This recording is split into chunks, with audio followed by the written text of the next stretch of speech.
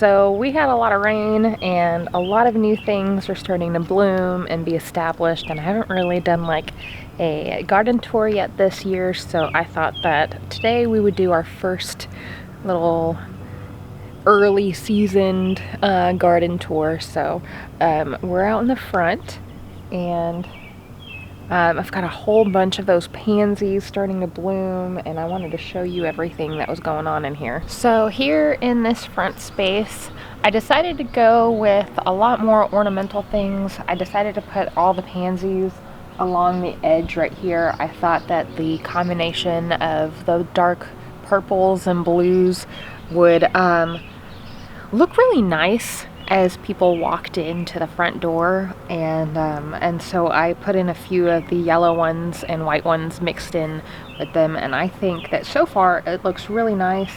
We've got something munching on them, so I'm gonna come through on probably this evening. I don't think we have any rain in the next few days, so I'll probably come through this evening and spray all of this with a little bit of neem oil to give these pansies a little bit of reprieve from whatever is nomming on them. But I think they're looking really beautiful here in this space. And I also decided to put the strawberry blonde calendulas right in the mix of those blues and yellows. And they're really popping. I'm really liking the way that they're turning out. Behind those, I decided to layer some dahlias that haven't bloomed yet and some zinnias that are almost ready to bloom. And I did put a cosmos, a few cosmos in between the crepe myrtle and the azalea bush to kind of get a little bit of pop of color back there. I'm thinking about starting a few more things and kind of sprinkling them around the more established bushes to kind of create a little bit of pops of color here and there, especially now that the azaleas are done blooming. I think it'll look really nice with a sea of color in the front, then the green bushes in the middle, and then pops of colors in the back. This fly is bothering me. Won't leave me alone. Here we've got the dahlias right behind the strawberry blonde calendulas and all the pansies on the edges. The azaleas here are done blooming for the season. I put some cosmos back here between the azalea and the crepe myrtle. Hopefully they'll grow up and give little floppy pops of colors. Then we've got some zinnias that should fill out here between these pansies and give a good range of color throughout the season. Here we've got some more azaleas and my rosemary that's been established for multiple years. I stuck some lanterns. They are solar lanterns that I stuck in between here on some Dollar Tree hooks that I'm really enjoying. But I'm thinking about maybe getting a few more cosmos started, sticking them back here and maybe back a little bit farther to create a little pop of color between the greenery. I'm just worried that maybe they may not get enough sun while they're small, and they may not pop up as fast as I'm hoping they will. So we'll see. I think it might be worth a try though. So as we pop over the sidewalk to the front door, we've got the Scallop Garden, and I'm just gonna call it the Scallop Garden from now on just because it's scalloped. So here in the front we've got some zinnias. I've got a mix of Queen Lime zinnias, Polar Bear zinnias, and the Envy zinnias, and I kind of just envision like more of like an antique-y Victorian type of shading in this area. So the cosmos in the background are Apricot Cosmos, a more delicate type of cosmos, and then they kind of start to turn into deeper colors. These are black trumpet salpiglosses, and they're starting to bloom on the curves here because it gets more sunlight. But as these start to pop up, they'll be like a deep purple. I'll show you in a minute as we get a little farther. And then in the middle here, we've got some purple variegated ones. These ones are called like a fizzy picote. They're like a purple with stripes of white. I've got two lone black magic cosmos trying to make their way up there. I've got some weeds I need to pull as well. These zinnias that are blooming here are Cupid's Mix, and they're the first bloomers so far. I really enjoyed these last year. The colors of the blooms were fantastically saturated. Let's see if I can get it to focus here. Busy, the camera wants to focus on you. Move. Here we go. And they are quick to flowering, it seems. Hey friend, what are you doing? You enjoying the garden with me? Okay. And then these here are Giants of California and Limousina Pink. So they should start to fill out here. And we've got Scabiosa Zinnias as well starting to bloom up. I'm really excited about these. They're double bloomed. What's up? Are you thirsty? Is not on enough?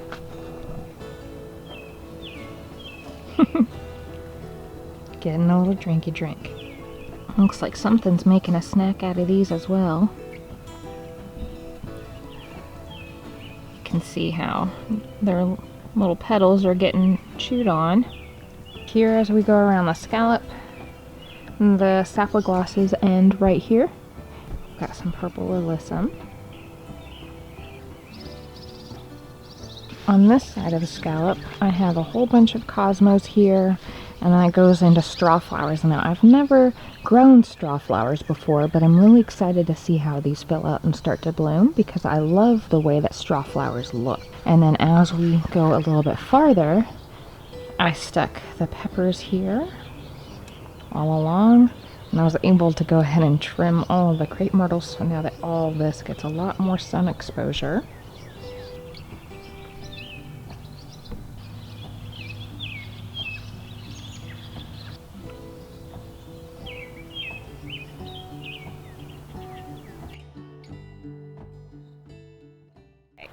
Looks like the rain has finally ended. Ooh. Got ants in the yard. Alright, so the first thing I wanted to show you today is a whole bunch of branches behind me. No, actually. What I really wanted to show you is how the basil in the birdies beds are doing, because they're really doing well. And then I also added a few other things in here. Well, two, and it's the same thing. Alright, so this is my spicy globe basil, and it really is making a little globe here, and it looks and smells fantastic. I wish that you guys could smell this. And I've got my Oyas here in this bed. I've got one here and one on the other side of the sky. And this is the lone survivor of the dark opal basil. Now my cats got in here and dug the rest of them out, and so I was very careful to baby this one to make sure that it stayed healthy. Isn't it stunning? I love that on the, let me zoom in here. I love how on the edges here they're like a really bright green and everything else is purple. This one is the blue spice basil. I've never grown this one before, and it smells fantastic. Super sweet. That's starting to bolt already. Now in this last spot I actually had some lime basil and the cats pulled it out, so instead I stuck some fennel in that was struggling in the heat. I was having a hard time figuring out where to put them, so I accidentally let them get a little dried out. So I put them in here so that they would survive, and it looks like they're already greening up again, putting off new leaves here. So I'm not real worried about this fennel. I'm sure it'll do really well in this spot.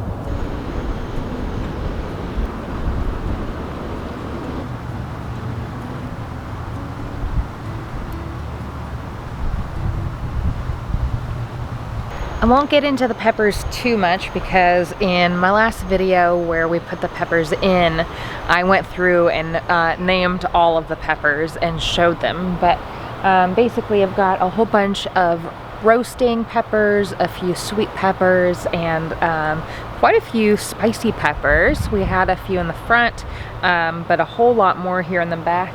I've got things like Murasaki purples, I've got some korbachi peppers, I've got Hungarian yellow wax peppers, I've got some cayenne, some dragon cayennes, as well as some long slim cayenne, some paprika peppers, jalapenos, sugar rush peach, those kind of things. And I've got nasturtium planted interspersed between all of these peppers. They're not blooming yet. I think that the soil might be a little more fertile than what they generally like.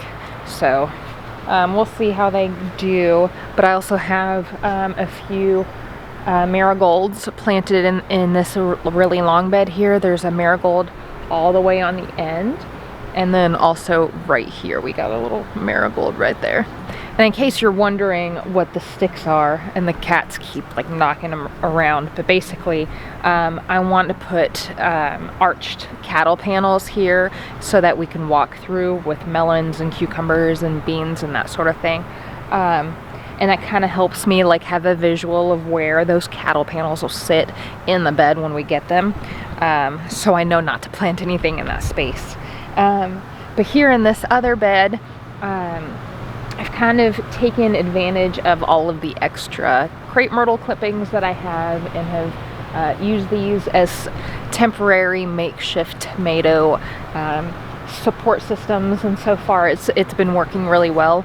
The tomatoes look super healthy, and I'd like to say that they look a lot healthier this year than I feel like I have managed to be able to get in previous years.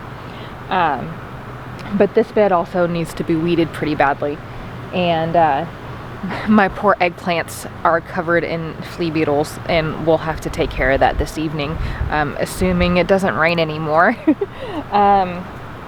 But let me take you through this bed here because I haven't actually taken you guys through this one yet. So again, we have our marigold at the end, just like that one. This one, I'm pretty sure they're called orange flame marigolds. And then we also have more marigolds planted all the way up the side here. I've got French dwarf marigolds interspersed along with these Eskimo marigolds, which should bloom white. Hi Pyro, what you doing, baby? Hey buddy. Good to see ya. So when we first planted the tomatoes about a month ago or so, I decided that I wanted to do them in a range of colors. So I started on this end with white tomasol, and then I went into yellow tomatoes, an orangey tomato, and then down to the deep purple tomatoes. And I actually am not growing any red tomatoes this year. And I still need to find a spot for my cherry tomatoes, but these are all my slicers all in a row. And this first one is a white tomasol. So this one is a white tomasol. You can see here it's starting to put off some blooms. And we got Pyro hamming it up there in the background. Hey buddy. This next one here is a Kellogg's Breakfast, and I really do think it is one of the healthiest ones out here. The stalk is so thick. It has such beautiful foliage.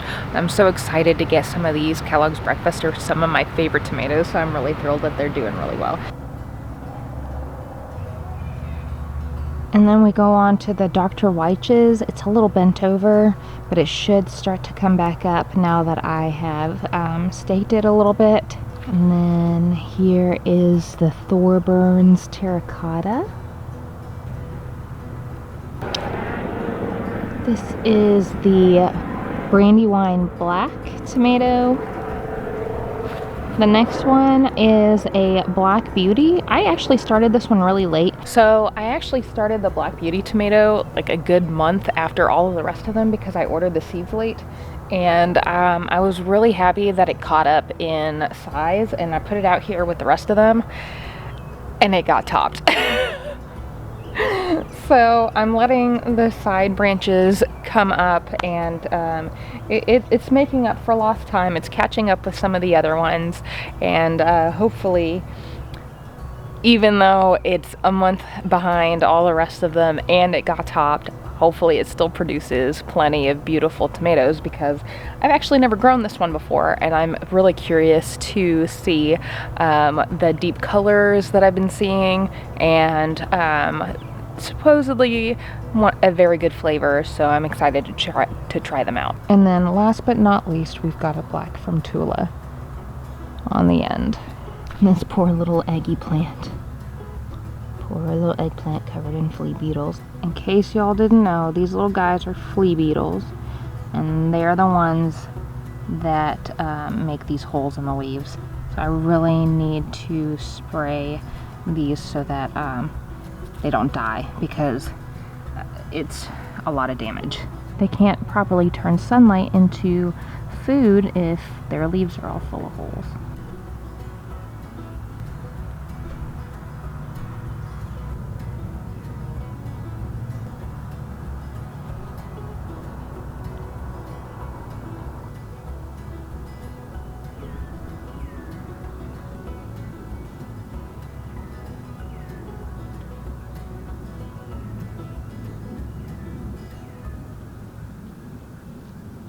So in the wattle bed, the sunflowers are really starting to grow up.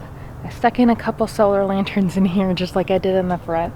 And I've got a whole lot of stuff blooming. I think right now I'm super pleased that I decided to go this route with this edging.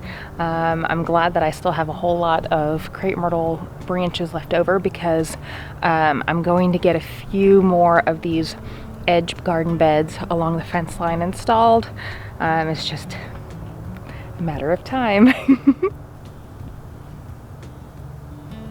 The sunflowers are really starting to grow in. I'm so excited that they're about to bloom. Chamomile here is really starting to bush up. We've got some borage in the back here. The oregano is really starting to thrive. We've got another borage here. This poor little marjoram has been pulled out multiple times, and I think it's finally starting to put up some new leaves and get established in this space. Now I've got a big open space here and over here. I had planted the poppies, but unfortunately there's a few left over here that I didn't pull. But they're just not doing well. They're just turning black and dying, and I'm not sure why.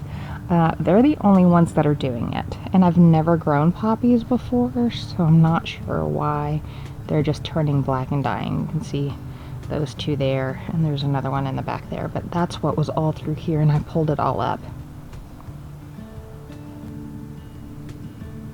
This sage here is really starting to get established. It's looking really beautiful, and it smells fantastic.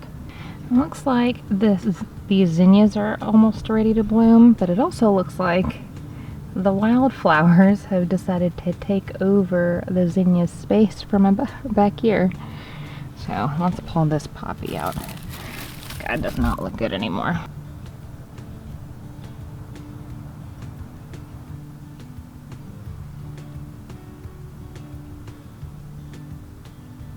All these zinnias are so close to blooming.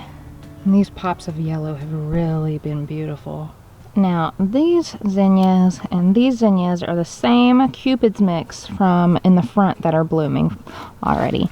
And I just wanted to show you that the colors of these blooms are just so vibrant and so saturated. I cannot believe how stunning these are. It almost doesn't look real on camera. And then this oregano here looks like it's doing really well. Got parsley in here, another borage, and then these beautiful wildflowers.